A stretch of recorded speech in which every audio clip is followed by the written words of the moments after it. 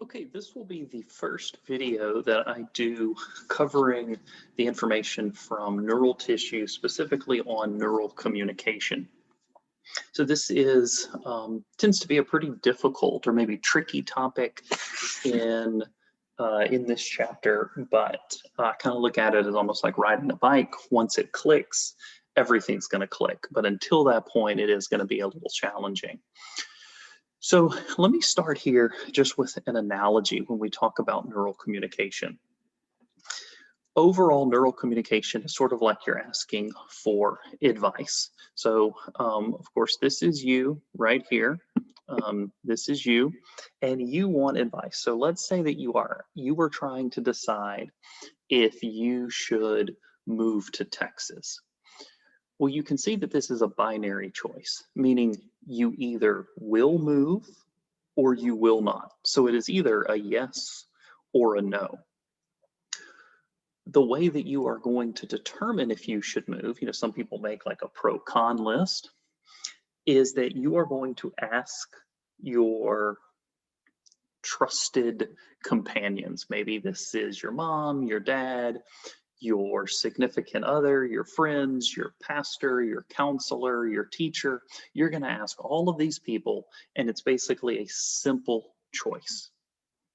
You ask them, should I move to Texas? And they will say either yes or no. And so you can see that a yes is going to be the equivalent in this chapter, the language being excitation, meaning you are doing something, or no is going to be inhibition. So let's say you ask this first person here, and they tell you, they say yes, you should go to Texas. So then you ask person number two, and they say no. So little negatives, you should not.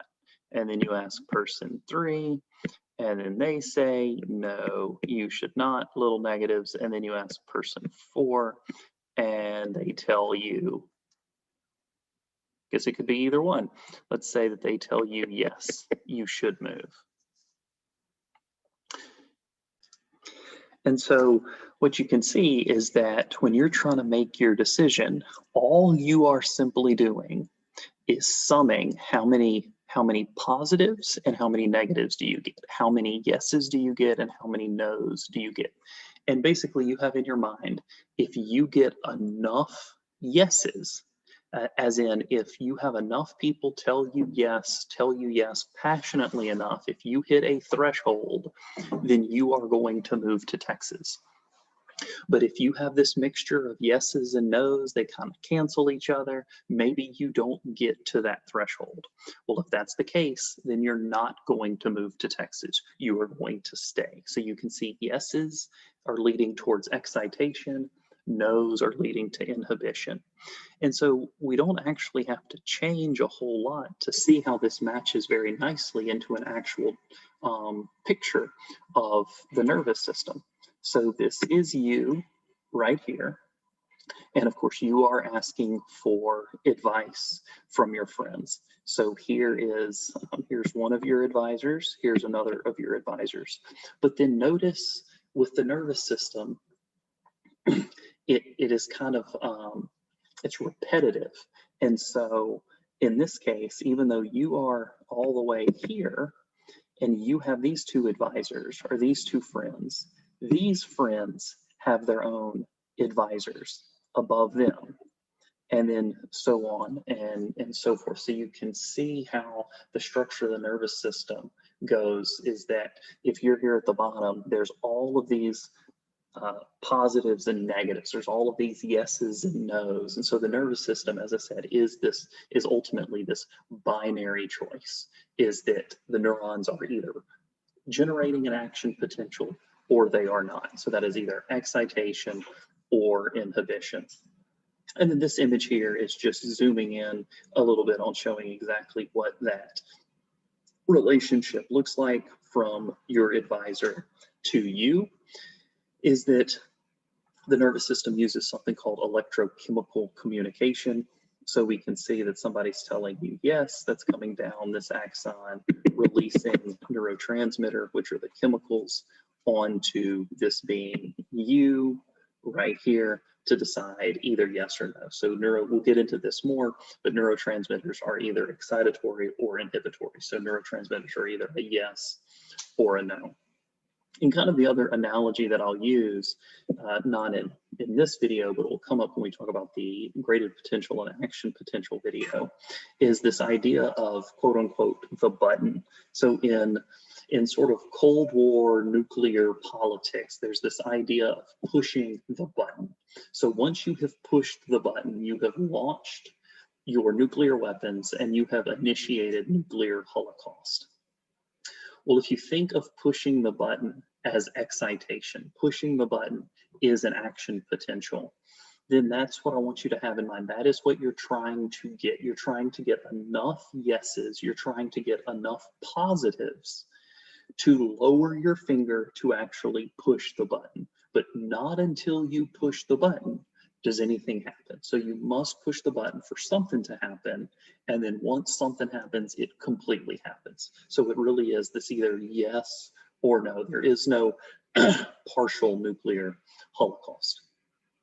So as I mentioned, this video will be the first part of a couple of other videos talking about neural communication, but I do want to give you the overall outline because I've given you this analogy of the way neural communication works with this excitation and inhibition. But let's look at the steps, and your book does a really nice job of organizing these steps. So let's look at it like this. So let's say that we have, so I'm going to call this neuron 1, and then I'm going to draw neuron 2 right here. And then we are going to have what we can just call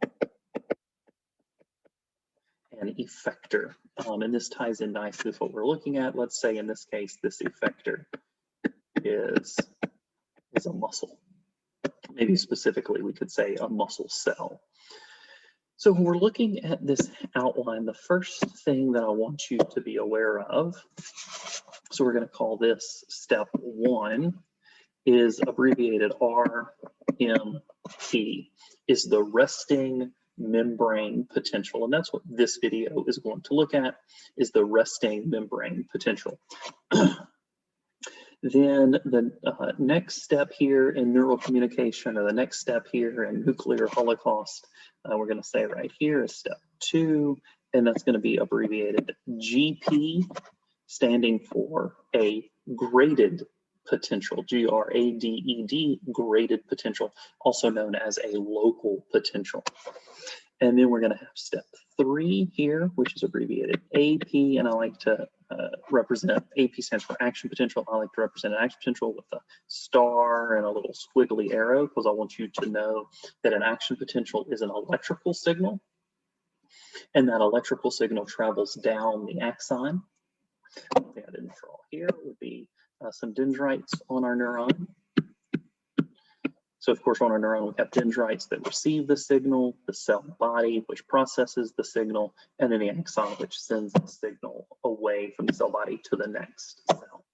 So step 3 is the action potential. Step 4 occurs right in here, and this is what we are going to call synaptic activity.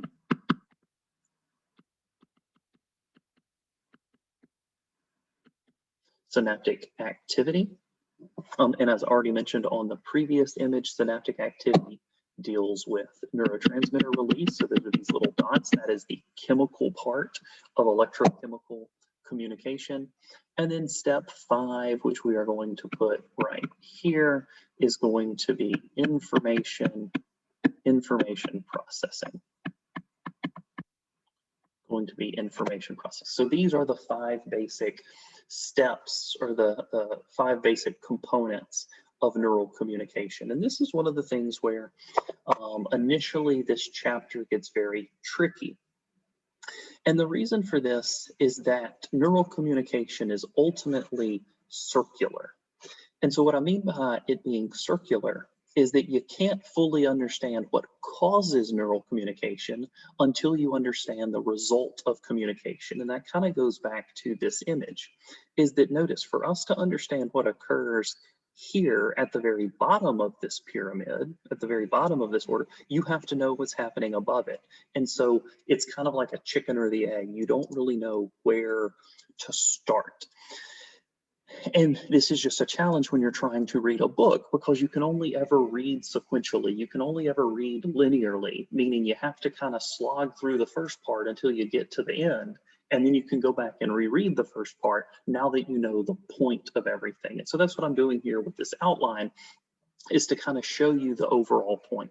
And let me highlight this in a different way. So if we are looking at this outline that I just drew, let's just do kind of a simple thought experiment here. So if you're looking at step 5, which is the end goal, information processing, you can see neuron 2 we want neuron 2 to process the information. This goes back to our analogy. Neuron 2 is asking, should I move to Texas? So neuron 2 is obtaining all of this information. So of course, neuron 2 has some other neurons that are also communicating with it, providing those neurotransmitters. So neuron 2 is asking, should I move to Texas? So that is the end goal, that is information processing. So if we look at this outline, very simply, what causes information processing? What causes step 5?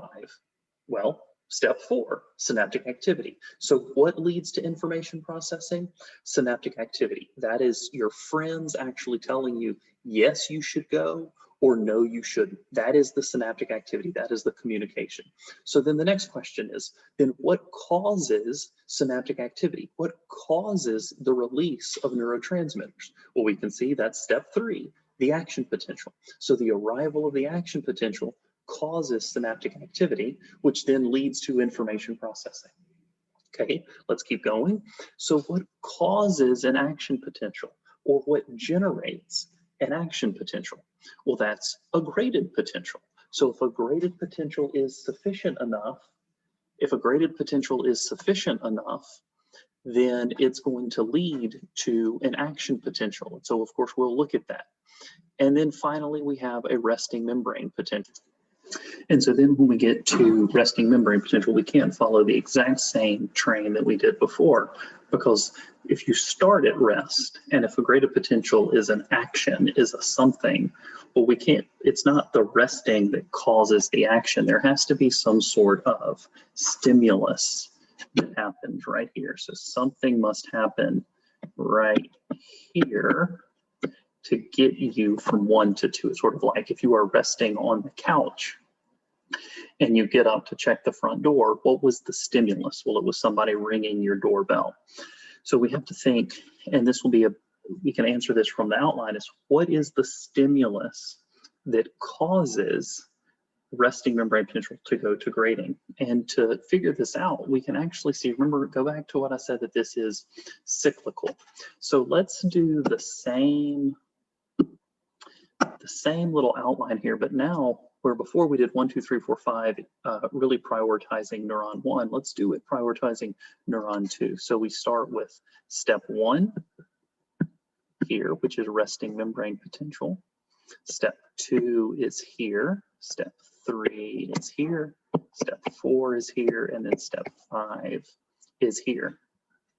And so now this allows us to see a couple of things. It allows us to see that whatever a graded potential is actually the same thing as information processing, just a different, just a different perspective, basically. Which neuron are we prioritizing, the presynaptic neuron or the postsynaptic neuron?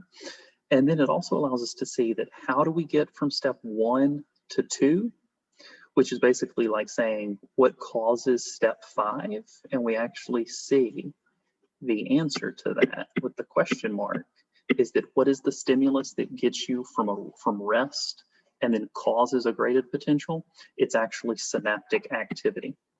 So if we come back here to the very beginning, you start at rest, and then as a result of synaptic activity, the neuron generates a graded potential. And then if the graded potentials are sufficiently excitatory or positive enough, we get an action potential. And what's the result of an action potential?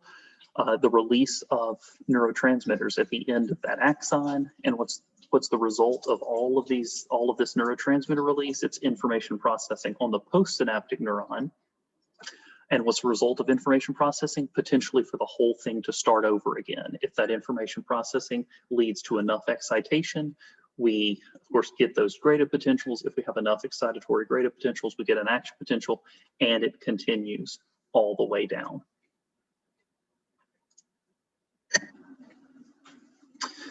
So that covers the big picture stuff. Now, to close out this video, I want to really just talk about what is the resting membrane potential.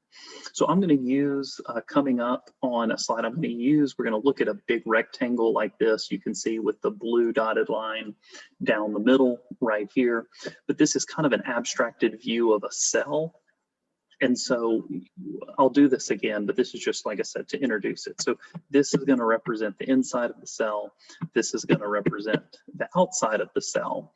So inside the cell, outside the cell. But if you think about it, typically we draw a cell like this, just a circle. And so what you're seeing here is this little rectangular box drawn sort of right along here. And so the dotted blue line here represents the selectively permeable membrane, which is represented by this blue dotted line here. And so here's the box. And so you can kind of see that this is, of course, inside the cell, and this is outside the cell, just so you can see, kind of wrap your head around what that's looking like. So when we talk about the resting membrane potential, we do need to understand what is the cell membrane. The cell membrane is also known as described as a semi-permeable membrane, or also called the phospholipid bilayer. So obviously this cell membrane is what separates the inside of the cell from the outside of the cell. Specifically, it separates the fluid inside, which is called the cytosol, from the fluid that is outside, which is called the interstitial fluid, or the extracellular fluid, being more general. So functionally, it is semi-permeable, meaning it allows some substances to cross, some substances are not allowed to cross. And then maybe there are some substances that are only allowed to cross if there's an appropriate gate or an appropriate channel. When we look at the phospholipid bilayer, that description, it kind of tells us what is the cell membrane made of, and it is made of phospholipids. So I kind of think about this as phospho is like the adjective, lipid is the noun. So primarily the cell membrane is made of lipids, which chemically lipids are like fats, and lipids are chemically described as being non-polar. So if we tie this into the cell membrane being semi-permeable, it means that, and this is not the point of this video, but it means that when we look at what can cross the membrane, things that are non-polar, like lipids, so if things are chemically made like a lipid, then they can dissolve directly across the cell membrane. If things are polar, remember, lipids are non-polar, so if things are polar, that means they are not like lipids. They are not able to diffuse directly across the cell membrane. So things that are polar are things that have a charge. So then that gets us into the next point related to the neurons, is that for neural communication or neural transmission, the function of the cell membrane is to keep charges separate. So the two main ions to be aware of, we're really simplifying it here, but this gets the point across. The two main ions to be aware of are sodium ion and potassium ion. And these are ions, which means that they are charged. In this case, they are positive charged. So we have sodium, which is Na+, and potassium, which is K+. And this creates something called a transmembrane potential. Transport means across the membrane. What are we talking about across the membrane? It is the electrical potential. This is this functions just like a battery in your phone or in a flashlight, is that you have charge in the battery, you have different charge outside the battery, and when you connect the battery into a circuit, the charges flow because of that charge gradient. So what keeps the charges separate? Well, one thing, as we just talked about, is the cell membrane. These individual ions cannot diffuse across the cell membrane. They require a gate or some type of transporter. They cannot diffuse across the membrane directly. Another thing that helps to keep these charges separate is something called the sodium-potassium exchange pump. We're not going to get into the details in these videos. The book talks about it, but I like to think of the sodium-potassium exchange pump as the bouncer of a bar. Is that the sodium-potassium exchange pump ensures that the things that need to stay inside, and the things that stay outside, stay outside. So if something from the outside leaks in, the sodium-potassium exchange pump is going to throw it back out. And then the final thing, kind of introduction that I'll mention here into the resting membrane potential, is I told you that sodium and potassium, while they cannot diffuse directly across the membrane, they can move across the membrane if you have the appropriate channels. In this case, you have gated channels. There are some channels called leak channels. These are, if we use the bar analogy, this is just that wide open back door that people can just move in and out of to leak in and out as they want to. But the ones we want to focus on are the ones that your cell can control. And these are chemical gates, chemically gated channels, voltage gated channels, and mechanically gated channels. The name or the description of the gate or the gated channel tells you what opens and closes that gate. So the very brief mention here that will come back up in a couple chapters is the mechanical gates. Mechanically gated channels open and close in response to physical distortion of the membrane. An example of this would be like a pain receptor, a nociceptor. You hit your finger with a hammer, slow it down in slow motion, and you can see the hammer smush the end of your finger. Those pain receptors, that smushing of the cells of the neuron opens up, twists and opens up these mechanically gated channels, allow the ions to move, causing that gradient potential, causing that action potential, ultimately getting to your brain and telling you that you have pain. Chemically gated channels open and close in response to the arrival or removal of chemicals. So they open and close in response to the presence of chemicals. These are also known as ligand-gated channels, but I like the term chemical because it really clues you in that we're talking about chemicals here. And so far, we already know the chemical that is most important here, or the class of chemicals, is a neurotransmitter. So in terms of this video and this chapter, when we talk about chemically gated channels, we're talking about gated channels that open and close in response to a neurotransmitter. And then finally, we also have voltage gated channels along the cell membrane, and voltage gated channels open and close in response to specific voltages. Where have you heard the term volt before? Once again, goes back to batteries. You have I think like a AA battery is 1.5 volts. You have 6-volt batteries, 12-volt batteries, 24-volt batteries. Volt is just a measure of charge separation on one side of something to the other. So voltage gated channels open and close in response to specific charges. And all of this will come back. Like I said, it's circular, it kind of builds on each other, so we will come back to it. So let's talk about the resting membrane potential specifically. You can see here that you just have to memorize, you just have to know, no matter what, you have to start at the foundation. You have to know that potassium ion is on the inside of the cell. So here's the inside, and sodium ion is more highly concentrated on the outside of the cell. So you have potassium ion on the inside, sodium ion on the outside. This creates a charge separation. Now, to be fair, there are a lot of other ions present. So for instance, outside you have things like chloride ion. Now, I'm going to erase this because it's not really important, but I want you to know inside the cell you have negatively charged proteins. Like I said, I'm going to erase this, but the key of what I want you to know is that there are other substances here. We're just focusing on potassium and sodium. And the takeaway here is that due to this separation of charges, when you sum all of these different ions and charged chemicals and molecules, is that when we look at the cell, the resting neuron has a charge separation of -70 millivolts, and this is the resting membrane potential. So if I were to ask you, what is the resting membrane potential? What is the value of the resting membrane potential of a neuron? You would say -70 millivolts. And this is what is really important, is that when we talk about the resting membrane potential, it is always the charge on the inside of the cell compared to the charge on the outside. So when we say that it is -70, it means that the inside of the cell is 70 millivolts more negative than the outside. Let me say that again. It means that the inside of the cell is -70 millivolts, or 70 millivolts more negative than the outside. So let's say that the membrane potential is -100. That means that the inside of the cell is 100 millivolts more negative than the outside.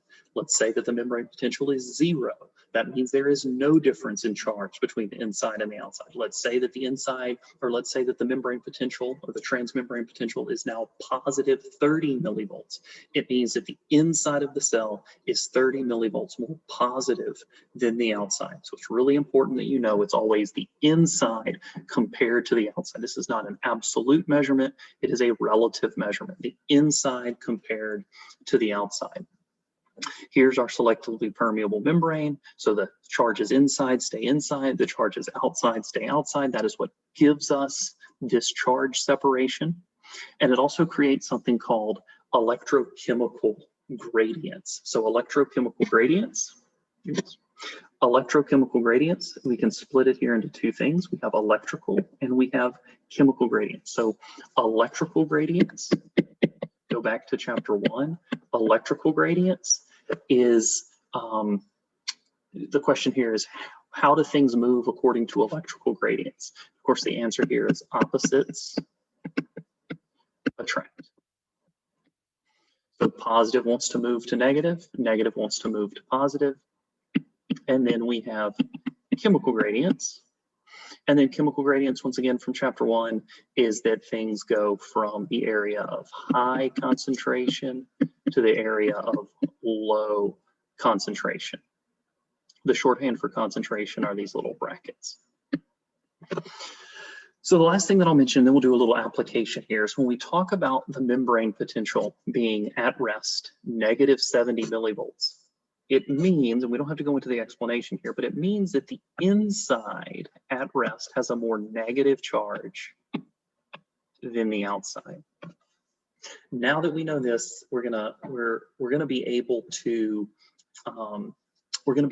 apply this information of knowledge of the electrical gradient and the chemical gradient. So let me actually clear this information so I can write some additional stuff on here.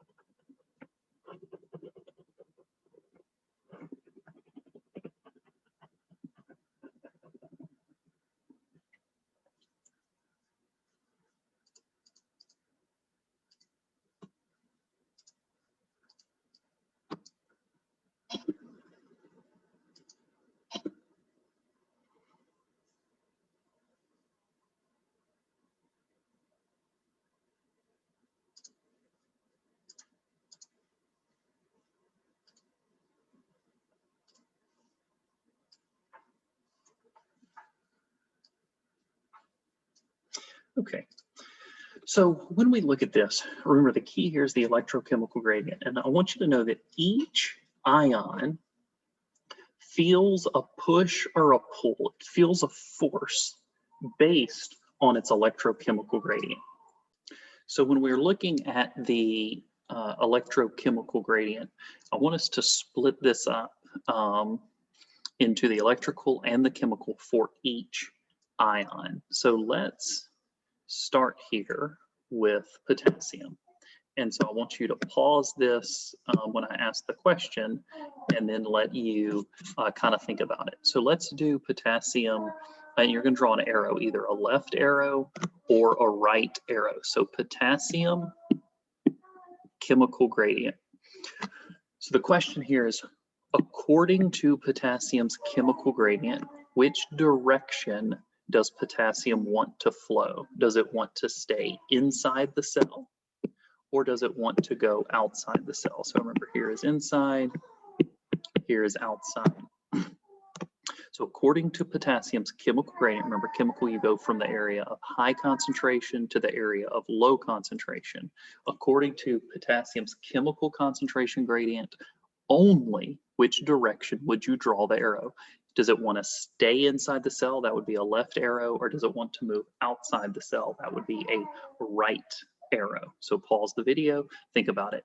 Left arrow or right arrow? Okay, hopefully you've had a chance to think about it. Well, if potassium goes from an area of high concentration, which is potassium is highly concentrated inside, it is lowly concentrated outside, so high to low, according to its chemical gradient, would be a right arrow. According to potassium's chemical concentration, it wants to move out. Okay, let's do the same thing, but now according to its electrical gradient. So remember, electrical, opposites attract. Positive wants to move to negative, negative wants to move to positive. So think about this. According to potassium's electrical gradient, which direction does it want to move? Which direction would you draw the arrow? So pause the video and think about that. Left arrow wants to stay, right arrow wants to leave. Okay, hopefully you've had a chance to look at that. Well, let's think about it. Opposites attract. What is the charge on potassium? Potassium is positive. Sorry if you hear my kid in the background. Potassium is a positive ion. If you are positive, what are you attracted to? Negative. Well, what did we already learn about negative? Where is the negative area? The inside of the cell is negative at rest, and the outside of the cell is positive at rest. So if potassium is positive, it is attracted to the negative charges inside the cell, and that would be a leftward arrow. So chemical concentration moves out, electrical arrow wants to move in, but we have to sum these. We have to add these arrows together because it's an electrochemical gradient. The ion doesn't know its electrical from its chemical. It feels both of these forces at the same time. So I'm just going to make up some numbers here. Let's say the chemical gradient is a force of 10 and the electrical gradient is a force of 9. According to this, what is the sum? Well, it would equal a little tiny arrow out. So the numbers don't matter, but I do want you to know that at rest, the chemical gradient is stronger than the electrical gradient for potassium. So at rest, potassium ion wants to move out, but it is a very small force. I hope that you understand this concept with what I've done on this slide, but at the end of the day, if you just need to memorize, at rest, potassium ion kind of sort of wants to leave the cell. So now what I want you to do, I want you to do the same thing, but for sodium. So sodium electrical, or first let's do sodium chemical, and then let's do sodium electrical. So pause the video and give yourself a chance to figure out the direction of the arrows for sodium at rest. Pause the video and then I'll give you the answers. Okay, so the answers here, let's do chemical first. High concentration to low, highly concentrated outside the cell, lowly concentrated inside the cell. So this would be a left arrow in. Let's use our same number and let's just call that a force of 10. Remember, these numbers are arbitrary. They don't mean anything. It's just for example purposes. And according to electrical, opposites attract. Sodium is positive. If you are positive, then you are attracted to negative, whereas it's negative inside the cell. So this is also a leftward or inward arrow. We'll use our same value of 9, just our made up number. So now when we sum these together, what do we get? A really big arrow in, at rest. So notice the differences. At rest, potassium ion wants to leave, but it's a very small force. At rest, sodium wants to enter, and it is a very large force. So now we see at rest what each ion wants to do. What is its preference? So we see each ion wants to move, but it can't. So think about that. Answer that question. Why, even if the ions want to move, why can't they move? What have we talked about up to this point in the video that's preventing the ions from moving? So pause the video, think about this, fill in the blank. Each ion wants to move, but it can't. Why can the ions not move? Okay, hopefully you've had a chance to think about this. Well, the answer comes from what we talked about before. The reason that the ions can't move, even though they want to, is because of the gates, the gated channels. So potassium has a gated channel, and sodium has a gated channel. And sodium has a gated channel. So sodium, remember, wants to come in, but it can't. Frowny face. Potassium wants to leave, but it can't. Frowny face. So why can't they? Because the gates are closed. And since these ions are charged, they cannot move past the nonpolar. They cannot move through, they cannot diffuse directly through the nonpolar cell membrane. We're kind of jumping ahead. If we want to generate an action potential, if we want to push the nuclear holocaust launch button, we need to get these ions to move. So the question is, how do you think we can get each ion to move? This goes all the way back to the outline. What was it that got us from a resting membrane potential and got us to a graded potential? Let's define a graded potential as the movement of the ion across the cell membrane. So what must happen for us to get the ion to move? Remember, right now they want to move, but they can't because the gates are closed. So then what must happen to allow the ions to move? Well, if it's the closed gates that are preventing them from moving, then we need to open the gates. So obviously that's the next question. What is it that opens chemically gated channels? We talked about this. Chemicals represent neurotransmitters. So when we're talking about our steps from going step 1, resting membrane potential, to step 2, a graded potential, we see that the stimulus, the key, what is it that the stimulus does? The key to this whole thing is the release of neurotransmitters. The release of those neurotransmitters open the chemically gated channels. When those chemically gated channels open, then we move a specific ion. So the last thing that I'll say is know that each neurotransmitter is specific to a type of gate, and each gate is specific to a type of ion. So you have some neurotransmitters that are going to open potassium gates and some that are going to open sodium gates. So everything is very specific. So just to go over this slide again, each ion wants to move, but it can't. Why? Because the gates are closed.